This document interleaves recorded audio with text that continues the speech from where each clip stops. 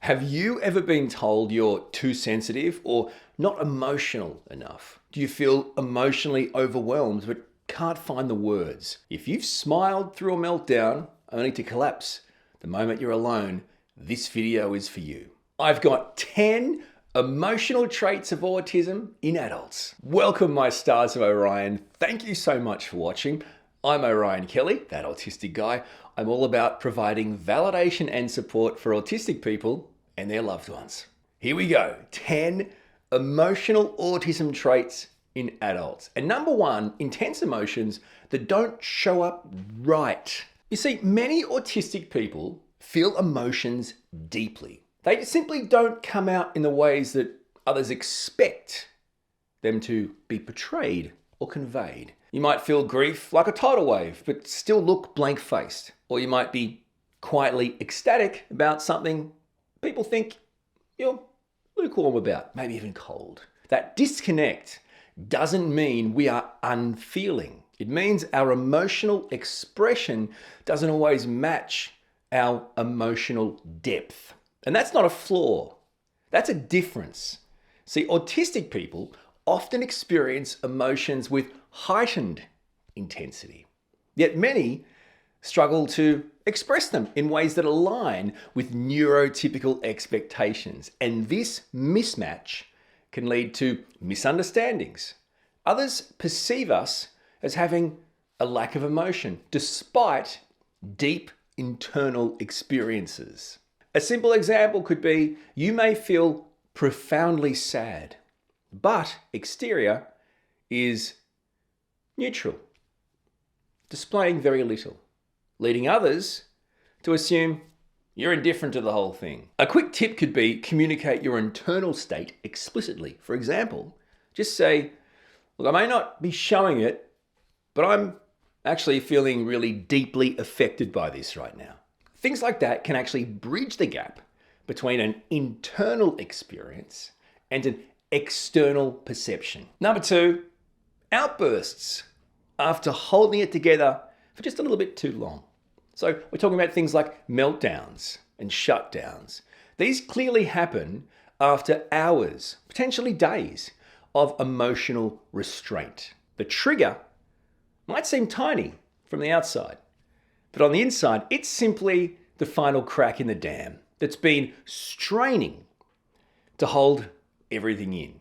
So you weren't overreacting, you were overflowing. So suppressing your emotions to conform socially can and probably will lead to sudden emotional outbursts once you're back in your safe place. See, these outbursts are not overreactions. These are the release of accumulated stress. Quick example, you do your best to remain composed during a stressful day. Might be a stressful day at work or at home. But then experience a meltdown once home over what seems like a minor inconvenience. Many of us suppress frustration, discomfort, or overstimulation for hours or days until it bursts. So the trigger seems small, but in fact, it's just the final straw on a mountain of stress we've been masking. A quick tip could be regularly check in with yourself throughout the day. You want to identify and address stresses early. See, that can actually prevent the buildup that leads to dysregulation and these outbursts. Number three, emotional trait of autism in adults, not knowing what you're feeling, or alexithymia. You know you're off, but you just can't explain it. You feel bad, but you don't actually know if that means you're sad, or you're anxious, or you're ashamed, maybe you're just tired. This is called alexithymia. It's common in autistic adults. It doesn't mean you lack emotions. It means, well, they're hard to untangle. So your stomach ache may be anxiety, agitation, and general snappiness may be sensory overload. So you're not emotionally clueless, it's just that your signals are just more encrypted. Alexithymia involves difficulty identifying and articulating emotions. This is not a lack of feeling, but a challenge in emotional awareness. An example, you're experiencing some physical symptoms, right? It might be stomach aches, maybe a headache, but you're not recognizing that they stem from emotional stress. This is where, a quick tip, you could use tools. Emotion wheels, journaling, exploring, labeling your feelings, enhancing your emotional literacy over time. Trait number 4, masking. So the role you never auditioned for. Masking is one of the biggest emotional loads that autistic people will carry. It's basically like being in costume all day long. You imitate, you mirror, you rehearse what's normal. That's right, you pretend and watch and observe how normal people act, how they look, and then you perform it. You say, I'm fine, when you're not. You fake calm, you fake happy, you fake, I'm okay. Deep down, you're not, you're exhausted.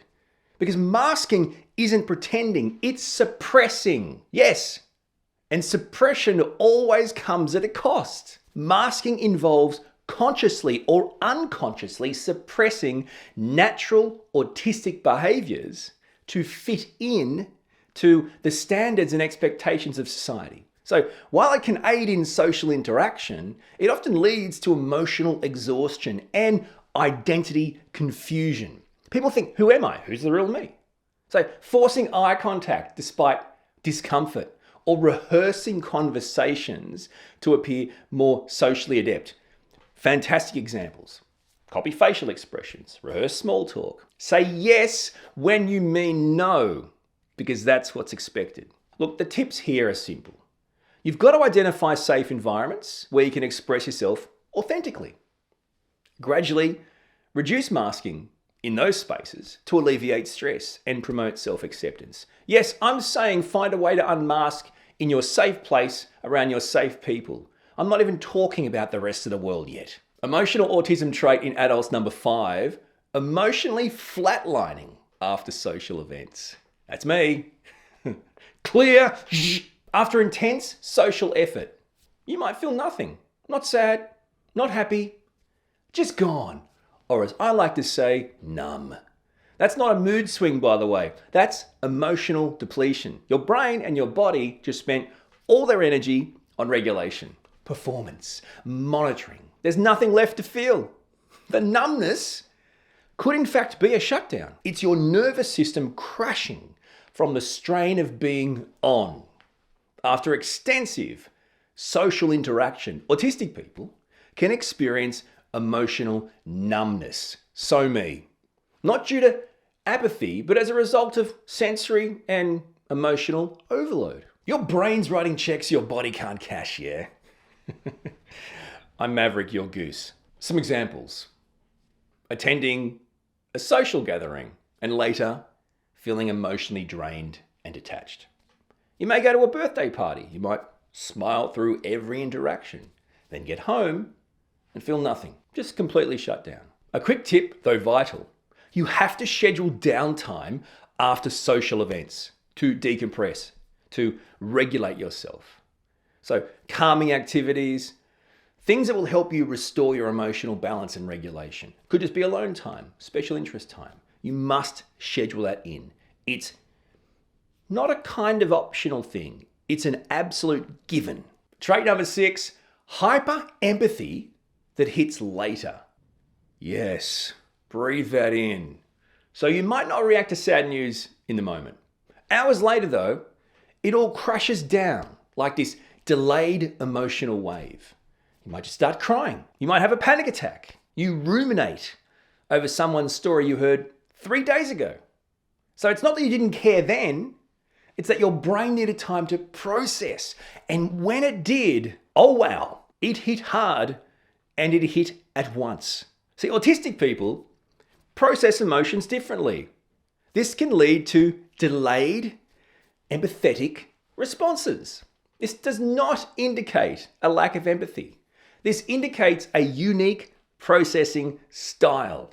An example, hearing about a friend's hardship, feeling the emotional impact hours later, but not when your friend was telling you about it. You've got to allow yourself processing time, guys. You've got to allow yourself time to process emotions without judgment, communicate to others that your empathetic responses may be delayed, but are nonetheless genuine. In other words, going back to your friend the next day, they might think, oh, you're just doing that because you felt bad because you didn't react in the moment. You see, it's about being open and honest, but giving yourself processing time and making sure other people respect that. Emotional autism trait in adults, number 7. Feeling wrong no matter what you do. Man, masking, it creates a painful paradox. So you hide your traits to be accepted, but then you feel invisible. You express yourself, get told you're too much. Over time, it's pretty easy to lose track of where the mask ends and you begin. You start wondering, who even am I? When I'm not performing, when I'm not putting a mask on, who even am I? That's not drama, my friends. That's survival confusion. Constantly adapting to meet external expectations can lead to a fragmented sense of self, where people feel they never truly fit in. Hello, Autism Life 101. Some examples. Acting differently in various social contexts and feeling inauthentic in all of them, regardless of how you acted. You're constantly adapting to please others. But that means no one really knows the real you. Maybe not even you. You start to ask, who am I when I'm not masking? A tip. Try to engage in more self-reflection. You want to understand your authentic preferences. What you, the real you, actually likes, dislikes, prefers. You want to build this self-awareness to foster a stronger sense of identity. Trait number 8, suppressing sensory needs to avoid judgment. Who doesn't do this? Okay, so the lights are too bright. Maybe the sound, too much, too loud. You want to stim, you want to leave, but you stay. Yep, nothing here. You've learned to hide those reactions. So to try and sit still, to try and smile, even when your nervous system is screaming at you. And why?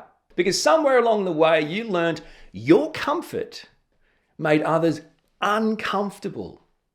Suppressing natural responses to sensory stimuli to conform can lead to increased stress and discomfort. And all this because we've been told by the world our comfort makes everyone else feel uncomfortable. Therefore, we must be uncomfortable in life so everyone else can be comfortable. Really think about this. And even think about little kids, little autistic kids. So we all have triggers, but I'm talking about sensory stuff. They may well be put into environments every day that are extremely triggering, that are not appropriate for their sensory sensitivities. And what we're doing is we're saying, we don't care. Sorry, just don't tell me it's making you uncomfortable. We are suppressing sensory triggers to not make others uncomfortable. So many examples. There's autistic kids that probably don't want to put on their noise-cancelling headphones because they don't want to stand out. Honestly, you get them, you say, this will help you focus in school, but then I'll look weird in school though. The tip here is prioritize your sensory needs. You have to work out the tools and strategies that help you manage sensory input, regardless of the perceptions and expectations of society. Emotional autism trait in adults, number 9, too emotional or not enough. You're either overreacting or emotionally distant. It's hard to read the room as an autistic person. You cry and get told to toughen up. You stay calm and get told, you cold heart, you don't care, do you? The problem isn't actually our emotions. It's that the world expects one emotional blueprint, and we've got a different one. Autistic emotional expressions may not align with neurotypical expectations, and that leads to misinterpretations. Examples: you could be perceived as cold for not displaying expected emotional reactions, despite feeling them quite deeply. You might cry too easily, or, like me, find it hard to cry. You seem too emotional, or you're not emotional at all, are you? Autistic emotional responses often don't match neurotypical expectations. So we're constantly being told we're doing it wrong. Seriously, try to educate those around you about your unique emotional expressions. Hopefully that fosters understanding and reduces those misinterpretations. And the final trait, number 10, emotional burnout is real and dangerous. Okay, so people that stay dysregulated for too long will burn out. Long-term masking doesn't just cause stress. It leads to full-blown autistic burnout. Have you experienced an emotional collapse, executive dysfunction, a total system shutdown? Worst of all, most people don't even see it happening because you may still be smiling, masking. That's the cost of being okay all the time. Prolonged masking and emotional suppression can lead to burnout. We're talking exhaustion, reduced functioning, emotional detachment. An example, you might feel unable to perform daily tasks after extended periods of social interaction and masking. This is not a joke, by the way. There are a lot of undiagnosed adults who are stuck in periods of autistic burnout and don't even know why. So a good tip is to recognize signs of burnout early. You want to implement self-care strategies as quickly as possible so clearly you can get yourself out of burnout and back into being regulated and, God hopes, thriving in life. Autism isn't just about routines and sensory traits. It's emotional, deeply emotional. Masking helps us survive, but it also hides the parts of us that need the most care. So to learn more, check out my playlist, Autistic Traits.